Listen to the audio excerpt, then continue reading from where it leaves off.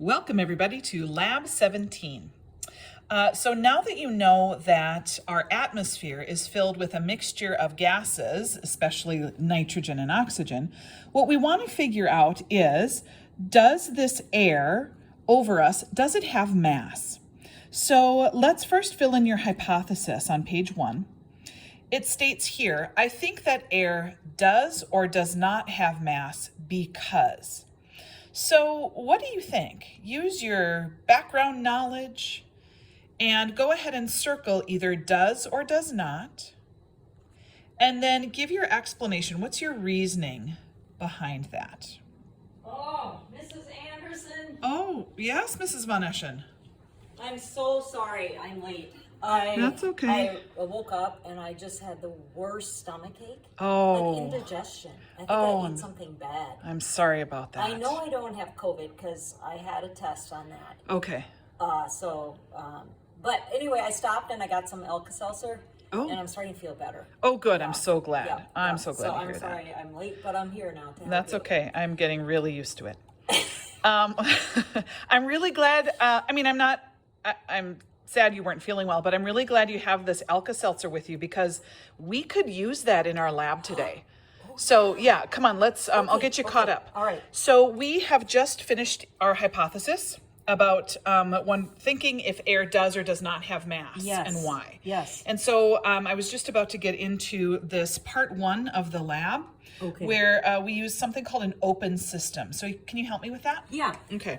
So an open system is something that doesn't have a cover over it. So like a beaker like this. Yeah. Because it's open at the top. That makes sense. All right. So that's what open system means. Okay, great. So what do you think we should do if we're trying to figure out if air has mass? Well, and we use Alka-Seltzer. What do you think? I think that if you mix Alka-Seltzer, I know from my experience this morning, when I put it in the water, which is what the directions tell you to do, it made a lot of bubbles. And bubbles are air or gas. Right. So if we mix it with water and maybe like measure its mass, and then after the reaction, see if the mass has changed. Well, that's a great maybe idea. We could find out something. Okay, let's try it and see what happens. All right. Okay. So, in our data table, it says that, oh, look, we have to record the mass of half an Alka-Seltzer tablet. Okay. So let's see what that Alka-Seltzer looks like. I've got a tablet here. This is how big they are. Oh, so you interesting. don't swallow this kind of tablet. You break it and put it in water. So I'll just take half. Okay. Okay. Yeah. And then let's get the mass of that. Okay. So using that balance to find the mass. We'll record this. It looks like it's about 1.9. 1.9. Okay, everybody, record this number here. 1.9 grams. All right. Okay. Next up, Mrs. Von Eschen, we need to find the mass of the beaker plus 10 milliliters of water in it. Okay, so I've got 10 milliliters of water. I'll just add it to my beaker, Okay. the open system. And let's see.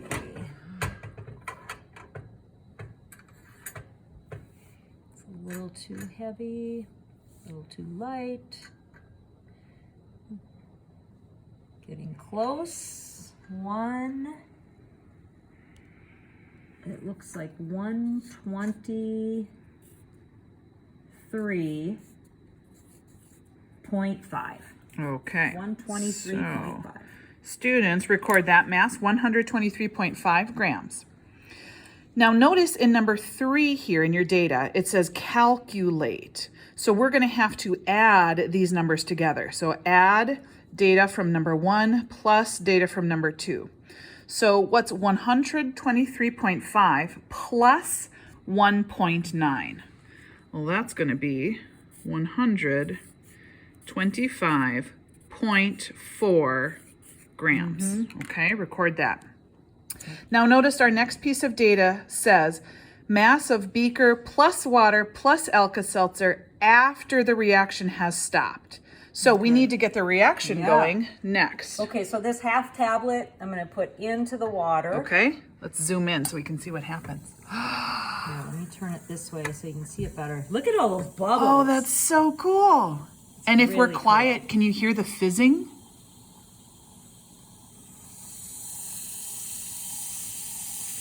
That is so Yeah. cool. There used to be this old commercial on TV and about Alka-Seltzer, and it started out plop, plop, fizz, fizz.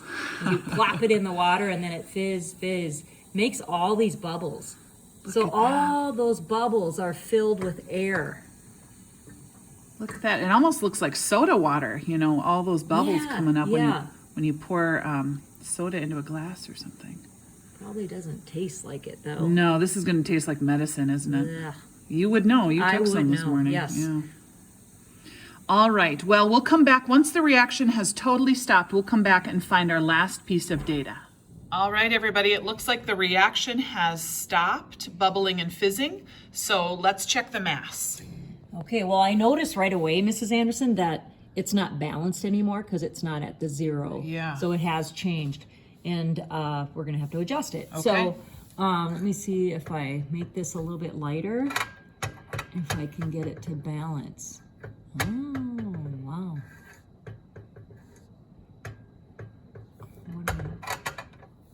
That, I guess it was, what was it before? It was 125.4.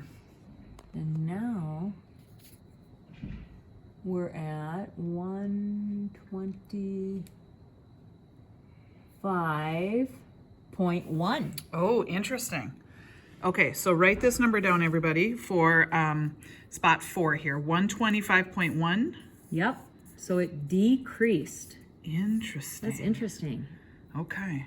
Huh. Well, the next part of the lab is part 2 with a closed system. So let's get that set up and then we'll come back and do that part of the lab. Okay, students, now that we've learned about the open system and we know the results from that, we're going to go on to part 2, and this is working with a closed system. And we'll use the same process, but we're going to use a closed system, which we'll show you in a minute. But I'm not sure where Mrs. Anderson is, so it's not like her to be late, as you guys already know. Hi, Mrs. Benish. oh. I'm sorry I'm late. Oh. Sorry. Hi. I had to run up to the cafeteria. I was Yeah? so thirsty. I've been talking so much. I'm not used to it. So sorry, I just had Yeah. to get something to drink. Yeah, What okay. are we doing? Well, did you drink all of that? Yeah, I was really thirsty. Okay, because, this is good timing because we're working with the closed system now. Okay. And with the closed system, we need that bottle. Yeah, so this is Yeah. a closed system because it has a cap on it that we can use to close it up. Perfect. And that's the difference between Yeah. the open and the closed. Oh, yeah, Oh, perfect. okay, cool. Okay, so let's get started. So All right. everyone, look at your data table. The first thing that we're gonna do is measure the mass of the other half of the Alka-Seltzer tablet, because we used half of it for the open system, you remember. Now we're gonna use the other half and get the mass of that. Okay. And it should be pretty similar. So I bet you could predict, if you look back at your data table, about what the mass was. And that one was 1.9. This one is 1.8 grams. 1.8. 1.8. Okay, so let's record that. We're going to be right here on step 5 now, and that's going to be 1.8 grams. Okay, next we need to get the mass of the bottle and cap plus 10 milliliters of water. Now remember, Mrs. Anderson just finished her bottle of Gatorade or juice or whatever she had, and she's adding the water to it, and she's going to put the cap on too. Got to have All that right. cap. So that's going to be our closed system. All right, and we'll get the mass of that. Now, plastic is a lot lighter That's right. than the glass beaker, so we're going to get a much There we smaller go. number Okay, let's with see. this one. So we're in the 30s here. Okay. We're looking at about 36.4 grams. Okay, so everyone, this is going to be number 6. All right, on your data table. Could you repeat that again? Sure, 36.4 grams. Okay, so 36.4 grams, everyone, for number 6. And now on number 7, calculate the mass of the bottle and cap plus the water plus the Alka-Seltzer. So just like we did up above, We're going to add numbers 5 and 6 together. All right, so that should give us 2 here, carry the 1, 38.2 grams. All right. All right, now this is the fun part. Now it says on number 8, the mass of the bottle and cap and water and Alka-Seltzer after the reaction has stopped. So we're going to, excuse me, we're going to do the same reaction with the Alka-Seltzer tablet and the water in the closed system. Okay, so Mrs. Anderson's going to Here we drop go. in the tablet, And put cover the it cap right on, away. and right away Cool. we're going to see some bubbles forming. It's doing its thing. Now this time we can't hear it because it's in a closed system, but we can certainly see lots of bubbles forming. That's right. Now what we'll do is we'll wait for that reaction to be complete and no more bubbles of air or gas forming, and then we'll come back and measure the mass after the reaction. Go. All right, everybody, it looks like the reaction has stopped inside the closed system. So if you take a look here, we'll check the mass. We are at 38.2 grams. Ooh. So please record that in spot number 8 down here. After the reaction, 38.2 grams. That's interesting. That It's is the interesting. Same as the mass before. I wonder why that is. Okay, everyone. Now we're going to use all this information that we learned from the open system and closed system to work through the summary questions on page 2. Yeah. Thanks for listening. Hey, Mrs. Von Eschen, Yeah. one last thing. Let's Oh. just check and see if something kind of fun happened here. Okay, let's I'm check going it to out. come in close here. Listen close, everybody. Ah, Did you hear it? It made a little psh sound. So we definitely know there was some gas or air created in here. beautiful sound. All right. Bye, everybody. Bye-bye.